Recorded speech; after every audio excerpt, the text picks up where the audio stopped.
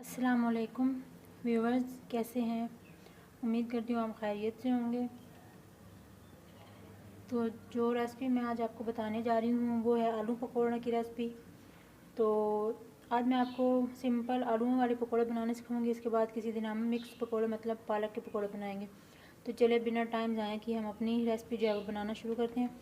इनके लिए जिन चीज़ों की हमें ज़रूरत है वो है 2 अदद आलू जो मैंने धो के काट लिए हैं, एक नॉर्मल साइज़ की प्याज और ये हरी मिर्चें 2 अदद जो हमें चाहिए। ये बेसन है हस्ब ज़रूरत जो हम इसमें शामिल करेंगे। ये कुछ खुश्क मसाले हैं जिनमें 1 टीस्पून है नमक, 1 टीस्पून जो है वो सुरख मिर्चें हैं, हाफ़ टी स्पून हल्दी है और ये मैंने जो सूखा धनिया है वो साबुत लिया इन पकौड़ों में, और ये हाफ़ टी स्पून जो गरम मसाला है, और ये पानी जिससे हम मिक्स करेंगे ये मैंने ले लिया।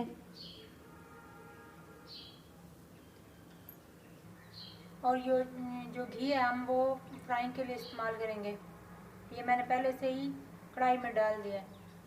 तो अब मैं ये सारी चीज़ें मिक्स करती हूँ और मिलती हूँ आपको ब्रेक के बाद।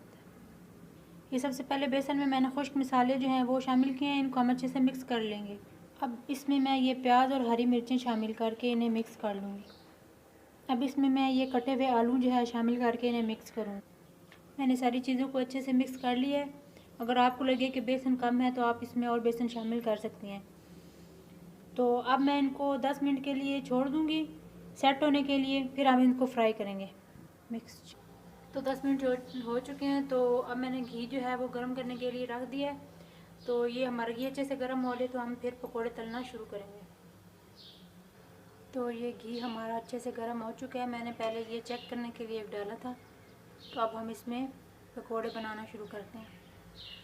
तो हम छोटी चम्मच की मदद से हम पकोड़े बनाना जो है वो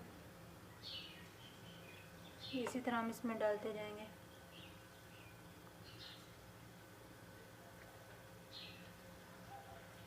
ये सारे मैंने इसमें जो है वो पकोड़े डाल दिए हैं। अब हम इन्हें मीडियम फ्लेम पे पकाएंगे। अब हम इनको हिला लेंगे।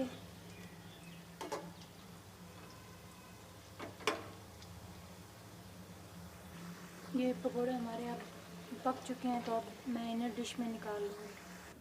तो नाज़रीन, हमारे पकोड़े तैयार हो चुके हैं। अब आप इन्हें केचप के साथ नोश फरमाएँ।